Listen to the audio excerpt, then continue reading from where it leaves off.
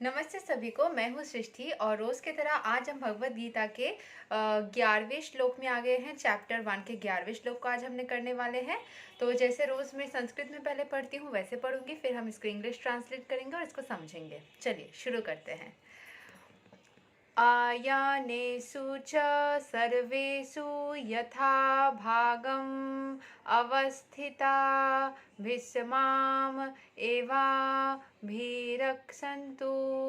भावन्ता सर्वा एवा हि। All of you must now give full support to Grandfather Bhisma as you stand at your respective strategic points of entrance into the phalanx of the army. यहाँ पे हम details में जा रहे हैं। यहाँ पे जो लिखा है मैं थोड़ा सा इसको ब्रीफ में बता देती हूँ। जो भीष्म पितामह है वो तो बहुत ज़्यादा बुजुर्ग हो गए हैं, बहुत ओल्ड हो गए, right.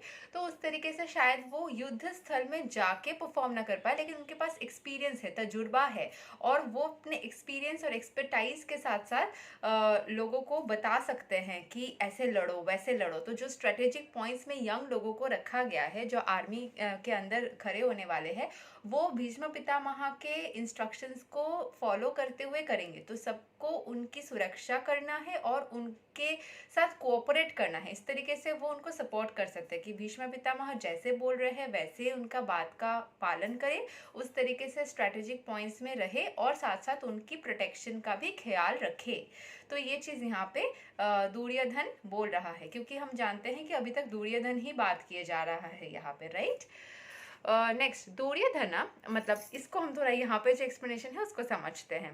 Duryodhan after praising the prowess of Bhishma further considered that others might think that they had been considered less important. So in his usual diplomatic way, he tried to adjust the situation in the above words. तो उसने भीष्म पितामह का previous श्लोक में हमने देखा था। अगर आपने वीडियो नहीं देखा है तो आप जाके देख सकते हैं। मेरे प्लेलिस्ट में भगवत गीता सीरीज का मेरा प्रॉपर प्लेलिस्ट है, जहाँ पे मैंने इंट्रोडक्शन के साथ साथ बाकी सारे श्लोक्स भी चैप्टर वाइज कवर कर रही हूँ।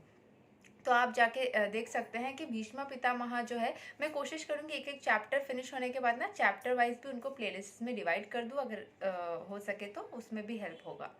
अच्छा, तो प्रीवियस श्लोक में हमने देखा 10वें श्लोक में उसमें भीष्म पितामह का बहुत ज़्यादा ही प्रेज कर दिया था कि वो ये है, बहुत अच्छे से फाइट करते, वो बहुत महान है, वो है तो हम तो जीत ही जाएंगे।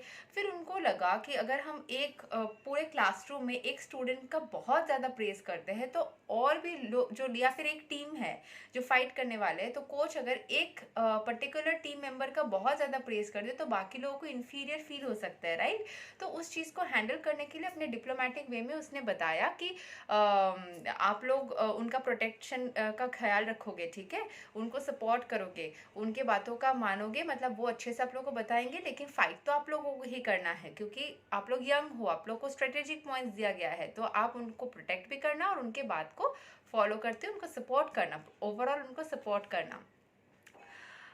He emphasized that Bhishma Deva was undoubtedly the greatest hero, but he was an old man, so everyone must especially think of his protection from all sides. यही जो मैं बोल रही थी कि वो बहुत अच्छे फाइटर रहे हैं, तजुर्बा बहुत है, बहुत साल से, मतलब क्योंकि वो ग्रैंडफादर हो गए तो उनका तो ऑब्वियसली तजुर्बा हो गया है ना।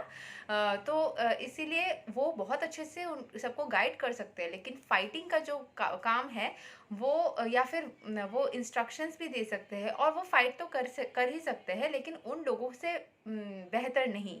तो उस चीज़ को वो थोड़ा सा कर रहे हैं कि क्योंकि अभी थोड़ा वो शारीरिक तरीके से उनका बल जो है थोड़ा कम हो गया है, तो बाकी लोगों को उनको प्रोटेक्ट करना चाहिए। He might become engaged in the fight and the enemy might take advantage of his full engagement on one side. तो हो सकता है वो एक ही साइड में फाइटिंग करते रहे और बाकी साइड को ना देख पाए, तो बाकी लोगों को उनको बाकी साइड से प्रोटेक्ट करना पड़ेगा।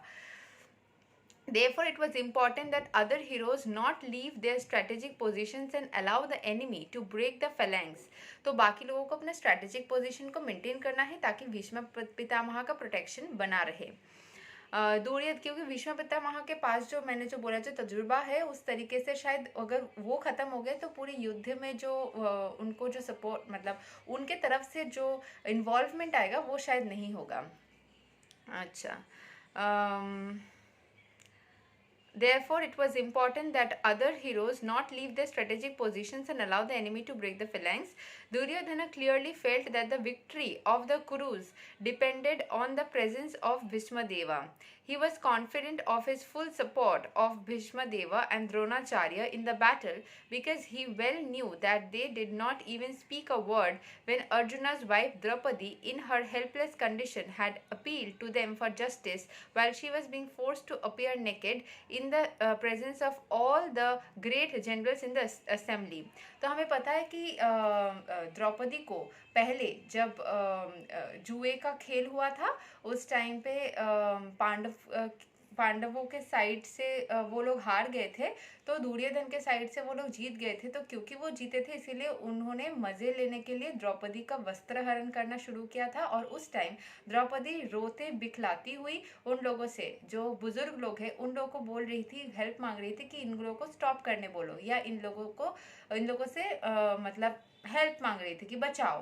तो लेकिन दुर्योधन को याद है कि जिस टाइम पे उसने मतलब ये काम किया था, मतलब एक तो दुर्योधन को पता है कि उसका जो विक्ट्री है वो भीष्मदेव के प्रेजेंस के लिए ही मतलब बहुत ज़्यादा डिपेंड करता है, उनका प्रेजेंस उन लोगों के विक्ट्री के लिए, मतलब जीत के लिए। और वो उसको पता था कि भीष्मदेव और द्रोणाचार्य के रहने से वो जीतेगा ही, क्योंकि जब पांडवों के साइड से, क्योंकि पांडव के प्रति वो अफेक्शनेट थे द्रोणाचार्य और भीष्मदेव, लेकिन जब द्रौपदी को इतना कठिन सिचुएशन में वो हेल्प मांग रही थी तो फिर उनके मन से कोई स्नेह नहीं जागा और उन्होंने हेल्प नहीं किया। तो पांडव को अगर उस टाइम पे उन्होंने हेल्प नहीं किया तो वो द्रोणाचार्य और भीष्मदेव, तो दुर्योधन को उस बात से कॉन्फिडेंस मिल रहा था। तो इस बार भी पांडव के प्रति वो लोग बहुत ज़्यादा वो नहीं करेंगे, मतलब लिबरल नहीं होंगे और अपना फाइटिंग बहुत अच्छे से करेंगे। तो उनका प्रोटेक्शन बहुत ज़रूरी है, क्योंकि वो